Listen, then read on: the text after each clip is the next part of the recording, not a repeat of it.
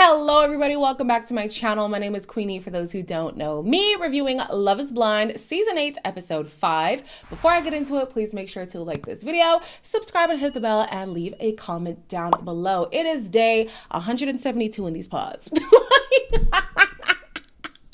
And you know what's funny? You guys are cooking me in the comments being like, no, the pods are fun. We love the pods. But everybody knows I love the pods too. I love the pods. I'm literally being blamed right now in the group chat because I love the pods. And apparently it's my fault that the pods are so long. This is E's fault because she was advocating, talking about she loves the pods, the pod episodes. I blame Queen E for this. I honestly do. I mean, E was the main one in her recaps. We love the pods. We need more pods. I love the pods. Let me explain my issue with the pods. I don't give a damn about watching a whole date talking about Christmas ornaments. I don't want to hear about theorizing who built the pyramids. We did.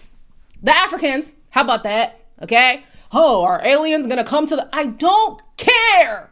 A whole date about fluff is a waste of time. I don't think you guys realize how many dates I have skipped. In yesterday's review alone, I think I skipped at least 6 dates, honestly, because it was completely irrelevant. It just, I love the pods. I do. And I love the fact that the drop is just the pods, because I can go on TikTok and people are talking about the show and it's not a spoiler about what happens when Kendall meets Steven. You know what I'm saying? But the fluff, I'm over the fluff. That's my issue. But anyways, let's get into these pods. So Lauren is still in the pods with David, and she's asking him why he is torn while she's already all in on him. Really good at like talking a big game here, or she's interpreting this differently. We haven't had super deep conversations. Like all the same things and think similarly, and I don't know how we don't have that. How the hell are you doing that with someone else? I just don't get it. I didn't know if you were seeing other guys still. We haven't really talked about that. I know. Dave, you are the only reason I'm here. Oh my God. Now I'm thinking back like when you were like, cancel all your dates. I'm glad you haven't like given up. I really do want to. Please don't. I think that would be like the easiest. It would be the easy way out. Yo, the only thing I could think of when Lauren was in these pods was Married at the Gray. Like, your choice, it's simple. Her or me. So pick me. Choose me. Love me. Lauren says she knows what this could feel like if they decide to proceed with their relationship. Yeah, despair, disappointment, heartbreak, agony, pain, torture, torment. Girl, you are signing yourself up for failure to be with this man. And I know at this point, I'm very biased against David. I don't care. I don't like him. And Lauren, I feel like you're making a big mistake. Even Madison back in the women's quarters was like, he still could be two-timing you, you know? And she's like, yeah, I mean, he could. And what? You've been warned. You have seen the signs and you have ignored all of them. So I hope he is everything that you imagine him to be. Devin and Brittany touch base after their vulnerable conversation they had before. And she says that although she's still into him, long term, it's probably not going to work out. You know, I woke up, excited and kind of sad at the same time. Like, I respect you so much, Devin. Yeah. I think you're such a great person. Like I said, it would have been great to hear something else when I shared that with you. You may be a little more rigid than I would like. We're not each other's person. No, I get it, and I kind of see it the same way as I don't think it was gonna work out for us in the long run. Yeah. I'm kind of sad that things didn't work out between them. I mean, I understand. They probably are bestest friends considering the previous conversation. I mean, on Devin's side, I don't know how strict of a Christian that he is, but for most Christians, being with somebody who's queer does go against their beliefs.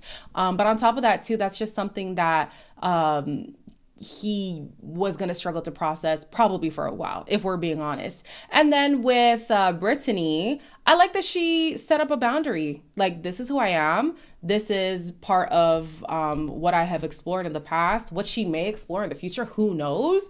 And if he can't accept her fully for that, then there's no point even entertaining the idea of getting engaged. Like, it makes sense. I'm still hurt.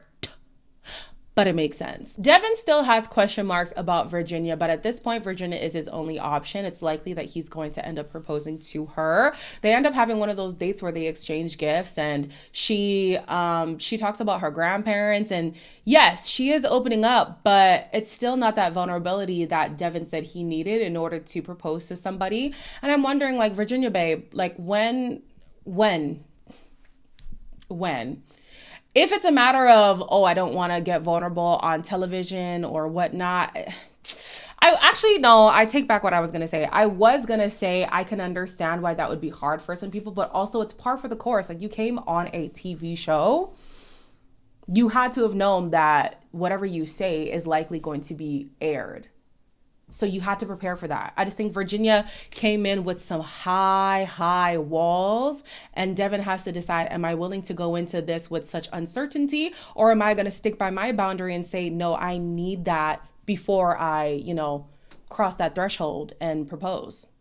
I don't know. We'll see. I need more from Virginia. He needs more. We all need more from you, Virginia. Sarah and Ben have another date after their social justice conversation, and although it is still on her mind, she's deciding to move forward. I love so many qualities about Ben. I really do get so excited thinking about living life together. Me too. We've talked about family, friends, our lives, our regrets. But I want to talk about just deeper things. I just need reassurance about the social causes. Yeah. It's been very influential with who I am as a person. I don't want you to have any burden or any weight on your shoulder thinking that you have to teach me. We do have the same beliefs in these things, and yes, we will, be on the same side. So I'm getting the sense that Ben is one of those guys who will kind of just say something to appease you and not actually stand firm on whatever his opinion on the thing would be. He does seem a little bit agreeable.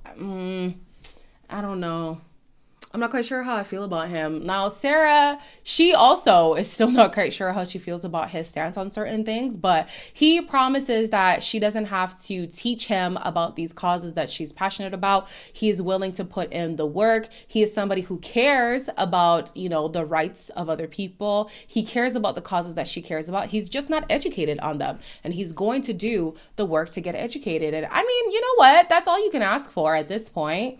It's not like out of the pods, they're going to head straight to a protest. So he has time to just understand what she's passionate about and see if that's a fight that he's willing to fight alongside her. You can tell that she wants to get deeper with him, and he tends to just say whatever he feels like is the right thing to say. I think that in the long run, that could be a problem on both sides. You don't want to be with somebody who just says things to make you feel good. You want to know how they actually feel about certain things so that you can have an authentic partnership. And then being the person who's not being authentic to yourself, I think eventually people have that wake-up call like, oh my gosh, I have not been true to who I really am, and I feel like I'm lost in my partnership. So we will see if in time everything he's been saying is really how he is. Maybe he just is that, hey, wishy-washy, let's just go with the flow, who cares, whatever.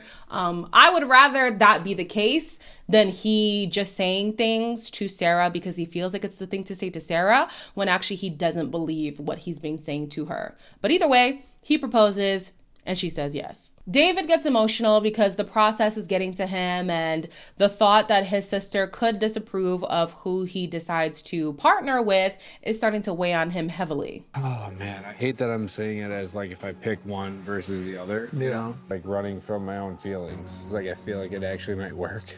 Oh my God. Whoever's gonna make you happy and you can see yourself with, that's what you gotta do. Obviously, it's your sister, but I think you gotta think about what's best for you in the end. Yep. I know. Well, I didn't say I was gonna end it, but I was cool with that. Like, I come from our dates, I feel so good, and then I go to another one and I just feel all this pressure. There's a reason that you're so conflicted, I literally never cry either. Obviously I know what I want. You know how I feel, but I feel like you've made your decision, right? I hate that it's like that, though. Why are you so cool about it? I don't get that. I'm confident in myself and what I bring to the table, and I'm not cool deep down about it. If someone's not choosing me, they're not my person. I think you should own your decision and make it. You're trying to say that you're choosing her, but without saying that. No, I know, and I thought I just did. Yeah, okay. Yeah. He says to Molly that he wasn't going to end things with Lauren, but he also wasn't opposed to ending things with Lauren until he had the date with Lauren. So you can see why Molly would think that you were going to end things with Lauren, couldn't you? Anyways, he ends up ending things in an ambiguous kind of way with Molly because he feels like his emotional connection with Lauren, no way. Okay, so I just had a power outage, not even sure where I was. Or even if the last footage has been recorded. I hope to God it is, because I can't do this again. Emotional connection. I still believe he was able to get more vulnerable with Molly, and that's very telling, but he's deciding to stick with Lauren, so hey ho, it is what it is. He then was shocked at the fact that Molly was taking it so well, and I'm here like, what do you want her to do? Do you want her to beg and plead and cry and throw up and slide down the wall? Like, what do you want? If you are telling me you no longer want to be with me, I'm not going to beg. I may cry, but I ain't gonna beg. Molly and Lauren end up having a conversation, and she's like, there were promises that he made that he obviously did not keep. And so Lauren is confused. She walks into the date with him being like, hey, what is she talking about? And he denies. Okay, so where did you leave? Did he go home? He's really good at validating other people, but Point blank period, he should not have put us in this position. Yeah. Are you just validating both of us and making us feel like this? Promises you made about ending things with me earlier today. No. That's weird to say it like that because we didn't promise anything. She didn't seem to really care. Not that she didn't care. I feel like she was trying to flip it on me too. And I was like, I kind of just told you so are you trying to get me to end it with you? And I was like, huh? I thought that was relatively clear. The way this man put that thing down, flipped it, and reversed it. He took Molly's words and twisted them. He changed the context of what she was saying, not in a super egregious way, but enough to make Molly seem a lot more callous and shady than she actually was. And I was like, oh, David. You know what this reminded me of? We haven't even spoken about Ashley and Tyler. So if you haven't known, if you have been off the internets and you don't know what's been going on, Ashley and Tyler broke up. Surprise, surprise. And while Ashley was with Tyler, there was an interview that she did, and she said that Bri, which is the mother of Tyler's children, because those are his children, that she went to Ashley in the DMs and was apologetic and was so sorry that she had put Ashley through what she had been going through and whatever.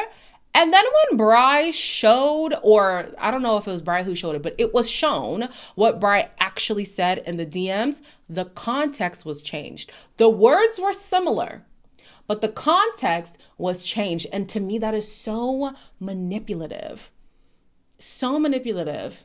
But anyways, similar to Ashley, Lauren is picking up everything that David is putting down. He even put his knee down to the ground. He proposed, and she said yes. I said, well, good luck to you, boo-boo.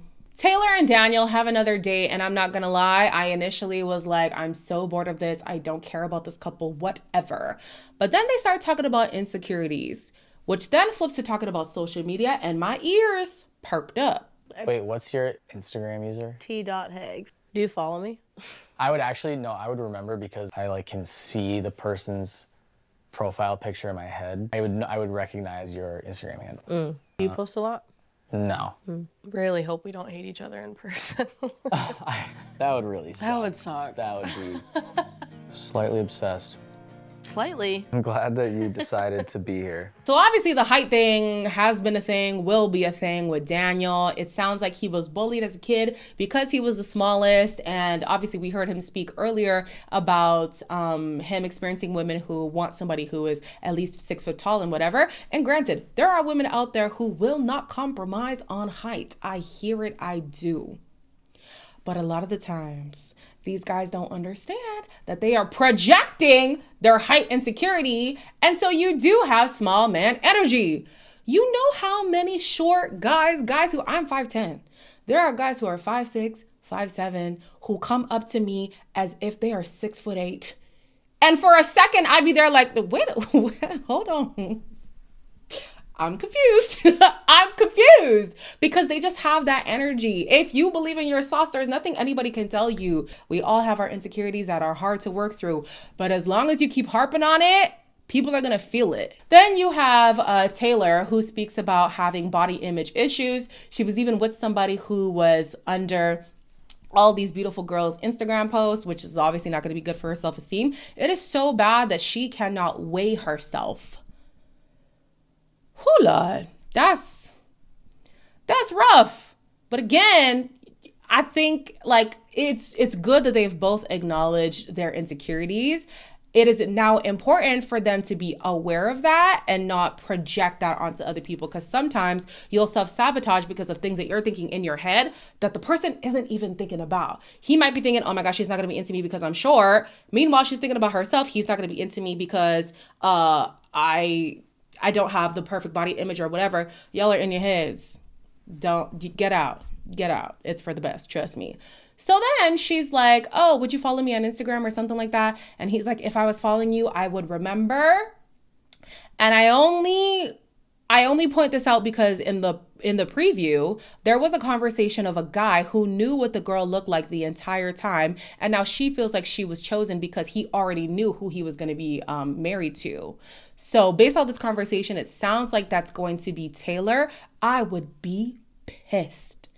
I would be so upset because then love isn't blind for you. I'm the one going in blind and you already have the Carfax on me. You know what I look like. You probably know my interests. You probably know my friends. You probably know where I frequent. Like you had the cheat sheet coming in here. And so of course we fell for each other. You had the whole layout of how to be the perfect guy for me. So if that is them, that is very shady, Daniel. Very shady. Only because he's denying it.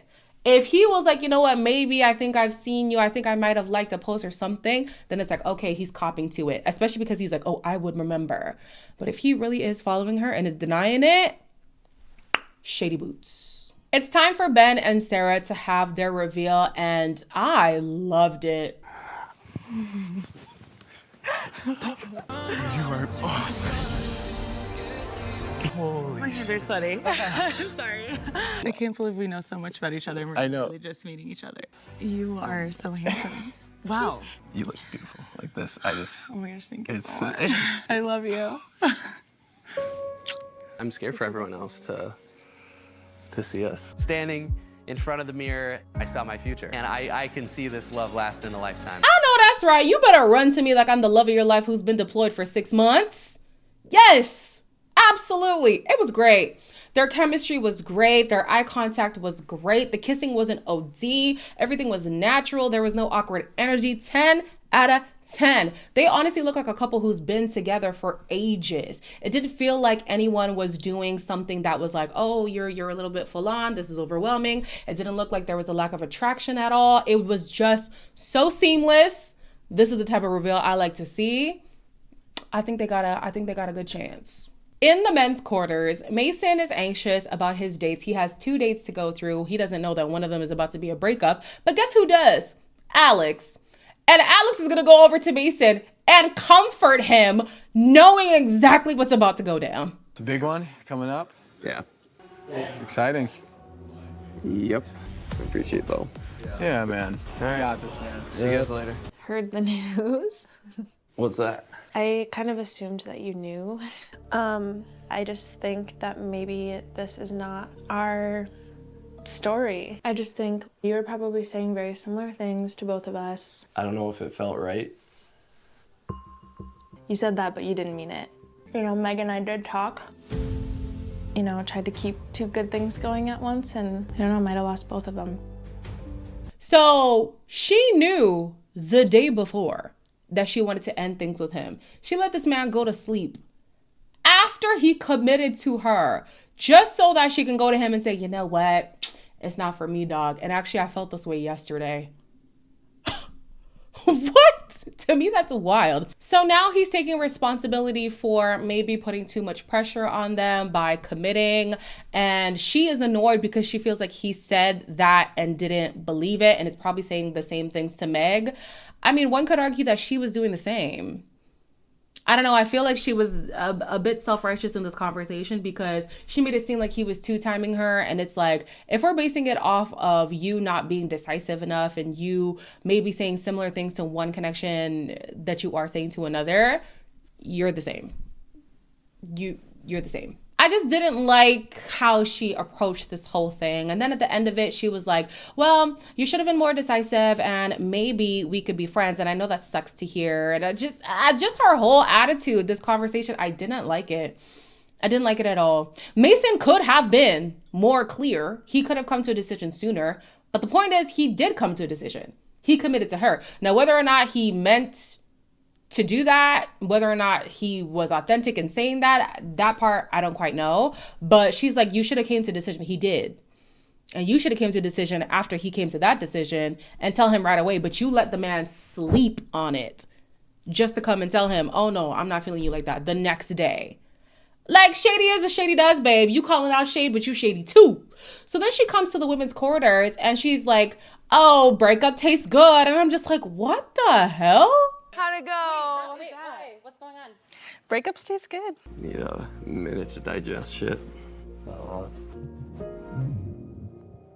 don't know what's being said. Like, you want to say, what happened? I definitely said something that I regretted. It's definitely gonna come back to haunt me. No, I said something because I thought I meant it. You had two good things going at once, and like, maybe you'll leave without anything. Just could not decide which direction to go. Yeah. Your indecisiveness could have caused you to like lose both things. Even though I still believe Mason's hand was forced in the whole commitment conversation, I do feel like he was backed in the corner the way that she was talking. And she knows it too. Madison knows it too because she said, I hope you didn't feel like I gave you an ultimatum. If you're even thinking that, it's probably because you are aware that it came off as an ultimatum. But anyways, regardless of that, he could have come to a decision sooner.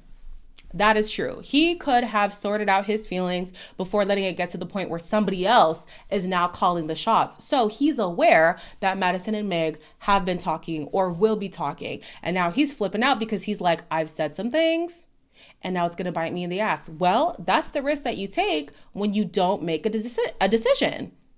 That's the risk that you take. You shouldn't have given Madison any kind of reassurance that would have led her to believe that you were going to solely commit to her, knowing that you still weren't sure. So yeah, be anxious. Be worried that Meg is going to hear what's been said. And so Meg, obviously, is defensive walking into this date, but she's still trying to hear him out. So worried, like, that you'd be in here, like, in a bad mood. Yeah, I mean, I'm definitely not in a bad mood, but I also, like, am super bummed out. I validated Madison, and it just did not feel right. Did you feel confused, though, before or after you found out that she was with Alex? How would I know if I was your number one that you would pick if now I'm just here by default? It sucks that things have panned out the way that they have because I have been saying that I believe Mason and Meg were a better connection based on those stupid conversations we were seeing. But like in general, I feel like they had more rapport, similar banter. They got more vulnerable together. Like it just made more sense. But he gave another woman reassurance and then reneged. And that's a problem. That is a problem now. So Meg is wondering, okay, am I just a default or what? And he's like, no, you're my number one. You've always been my number one. That's hard to believe now. That is hard to believe. You just told somebody else you were ready to commit. And now I've always been your number one. I'm unsure if I believe that Mason is shady or if he truly just struggles to come to some kind of decision, but it's not looking good for him right now. We'll see if Meg decides to go forward with the connection or if she's like, you know what, it's too messy for me. I want out. I think it's worth pursuing. I think they had a good enough connection that maybe things could work out. Now, attraction? That might be a thing. I think he might be more intrigued by Madison than he is by Meg. And you know, that's going to be a problem if that's the case. because these guys never handle that right. They never do. So we'll see how that pans out. As always, like, comment, share, and subscribe, and I will see you in the next one.